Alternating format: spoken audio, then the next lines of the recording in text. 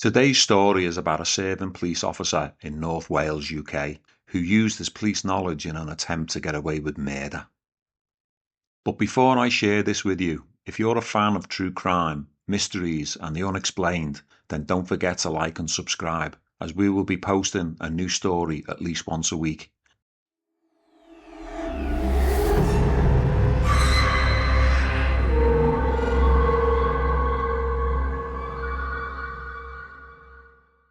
On the evening of the 3rd of January 1993, a young couple were travelling along a lonely stretch of the A550 just outside the village of Harden at Tinkersdale Wood, North Wales.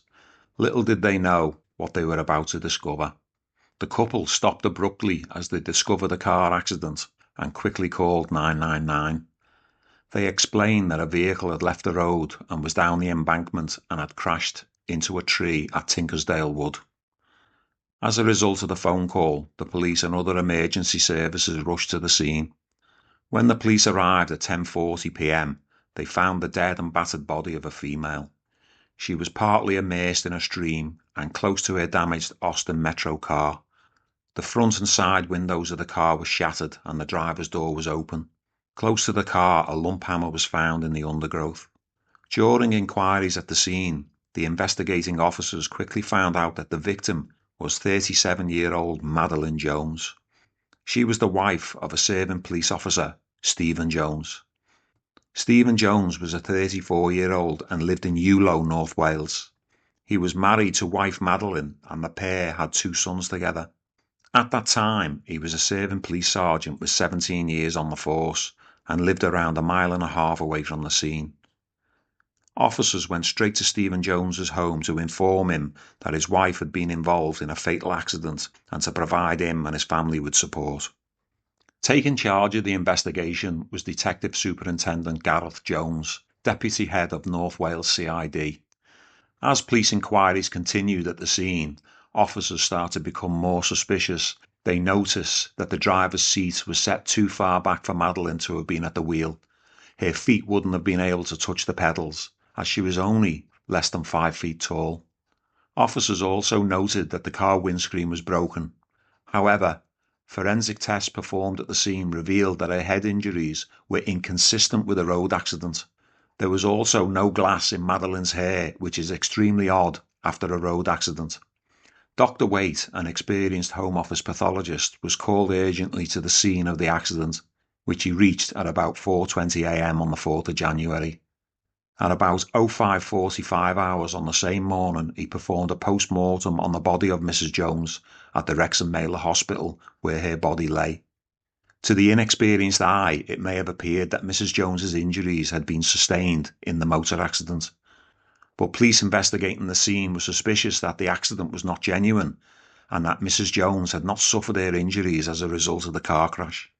Dr. Waite also formed the clear conclusion that her death was not the result of injuries sustained in a motor accident. Detectives' suspicions were raised as all the clues at the accident scene began to point to the unthinkable. The crash was not an accident and Madeline had been murdered. Within days of her death, her husband Stephen had now become the prime suspect, and detectives attended the home of Jones for the purposes of a search. Officers had been present with Jones at his home since the incident, which meant that he had no time to be alone and dispose of any evidence. During the search, officers soon discovered in the boot of Stephen Jones's Rover his blood-stained riot helmet, as well as his truncheon, which still had traces of blood on it. Jones was arrested on the suspicion of murdering his wife. Jones insisted that his wife's death was a result of an accident and firmly denied he had anything to do with what happened to her. The investigation that followed will unearth a tale of deceit, greed, and infidelity that pointed to an inescapable conclusion. Stephen Jones had killed his wife and used his police knowledge to try and get away with it. Evidence that detectives uncovered is that Stephen Jones was involved in a secret affair with a teenage barmaid. He had wanted to get rid of his wife, but feared that the cost of a divorce and the effect it might have on his chances of promotion.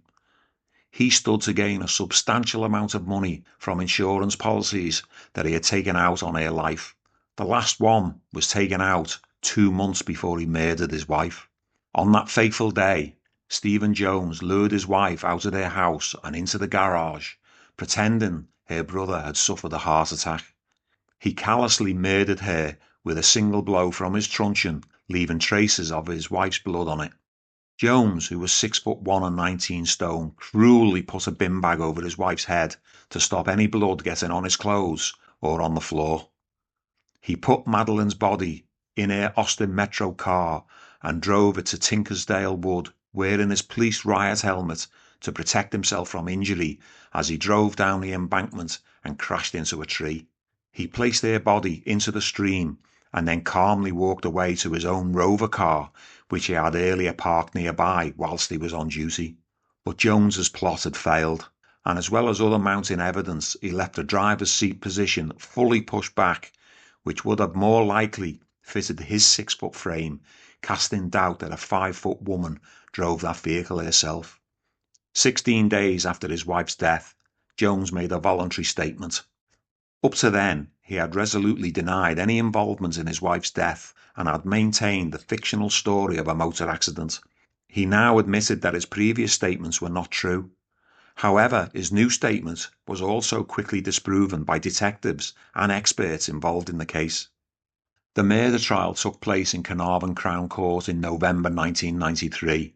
One of the witnesses, Dr. Waite, the Home Office pathologist, gave evidence, and he stated there was a blunt trauma to the left side of the forehead. The shape was inconsistent with hitting the windscreen, but was exactly what you'd expect if someone had been struck by a police truncheon. His opinion was that the lump hammer found at the scene of the crash played no part in causing the death of Mrs. Jones. The jury took 3 hours and 35 minutes to convict Jones. He was found guilty and sentenced to life in prison for the murder of his wife before faking a crash to make her death look like an accident. The prosecutor told the jury the murder was carefully and deliberately planned using his police experience. Sentencing Jones, the judge said, "That woman did nothing to affront you. She did no wrong. She bore your children, she loved them, and she no doubt loved you. You destroyed her life. You have not perhaps destroyed, but you have wholly undermined those boys' lives. It is quite plain there is only one person you love, and that is yourself. The sentence for you is life imprisonment." Thank you for listening.